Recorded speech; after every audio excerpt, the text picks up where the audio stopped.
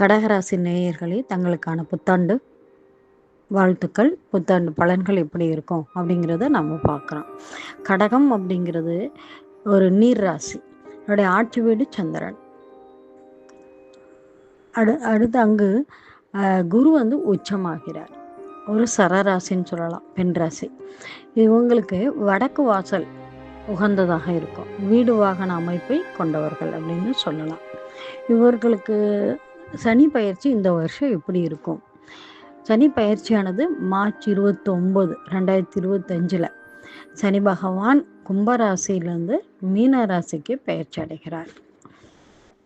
கடகராசிக்கு சனி பகவான் இது நாள் வர அஷ்டம சனியிலிருந்து விடுபட்டு, அஷ்டம சனியில் சரியான ஒரு கஷ்டம் சொல்கிறத விட ரொம்ப பயந்த மாதிரி ஒரு சூழ்நிலை ஏற்படுத்தி கொடுத்துருப்பாரு.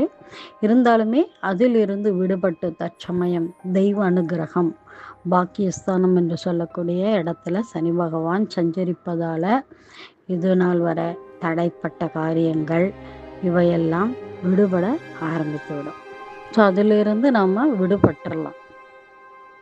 மேலும் மார்ச் 29 முதல் மே மாதம் 18 வரை இந்த சனி பகவான் ராகுவோட இணைந்து ஒரு 50 நாட்கள் மீன ராசியில் சஞ்சரிக்கின்றனர். அப்போது சனியும் ராகுவும் இணைந்து சஞ்சரிக்கும் போது அது பார்க்கின்ற பார்வை எங்கே இருக்கும் அப்படின்னும் போது கடகராசினருக்கு 3ஆம் இடத்தில் பார்வையாகவும் இருக்குது. அதுக்கப்புறம் பார்த்திங்கன்னா சனி பகவான் பார்க்குற பார்வை, அதாவது இருக்கிற இடத்துலையும் தாமதம் பண்ணுவார், அதை விட பார்க்குற பார்வையும் சிறப்பாக இருக்காது. அமர்ந்த இடம் பரவாயில்லன்னு சொல்லுவாங்க. அதனால் அதனுடைய நம்ம நிலையான வாய்ப்புகள் எது இருந்தாலும் சரி, அது தடைப்பட்ட காரியங்கள் எது இருந்தாலுமே அந்த காலகட்டத்தில் ஒரு 50 நாட்கள் மீன ராசியில் சஞ்சரிக்கும் போது கவனமாக இருத்தல் வேண்டும்.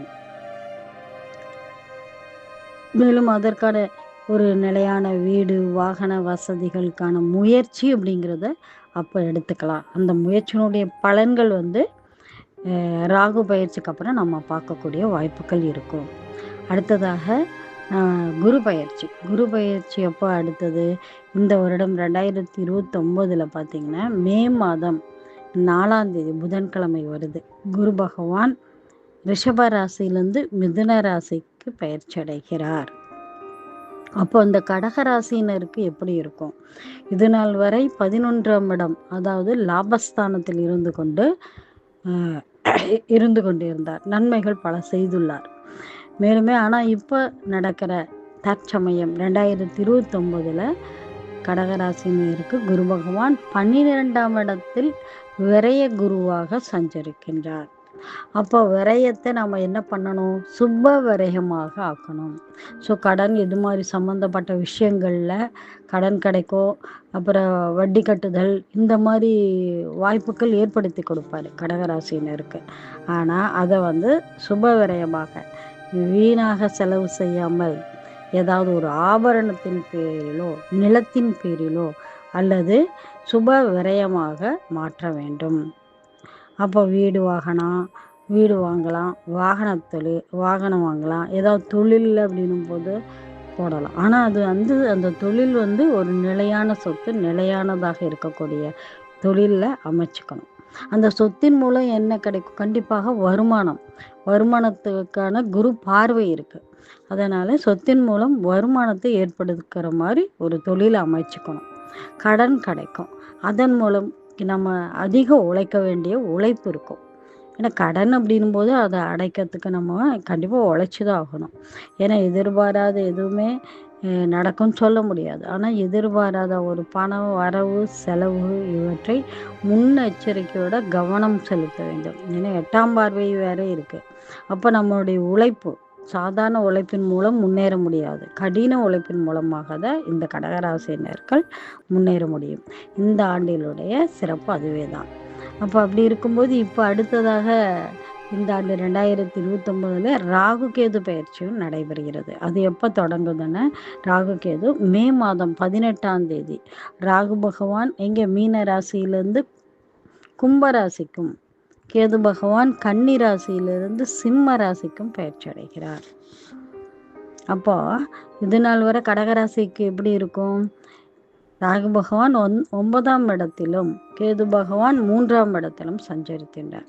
ஆனால் தற்சமயம் கடகராசியினருக்கு ராகு பகவான் 8ஆம் இடத்திலும் கேது பகவான் 2ஆம் இடத்திலும் சஞ்சரிக்கின்றனர். ஸோ இப்போ இருக்கிற இதில் எப்படி இருக்கும்? ராகு கேதுவால் பொருளாதார நெருக்கடி ஏற்பட வாய்ப்புள்ளது. ஏன்னா 2ஆம் இடம் அப்படின்னும்போது அது குடும்பஸ்தானத்தில் கேது பகவான் உட்கார்ந்துட்டு இருக்கும்போது நம்முடைய வரவு செலவுகள் இவற்றையெல்லாம் பார்க்கணும். நம்ம கண்டிப்பாக அதில் ஏற்றத்தாழ்வுகள் உண்டு.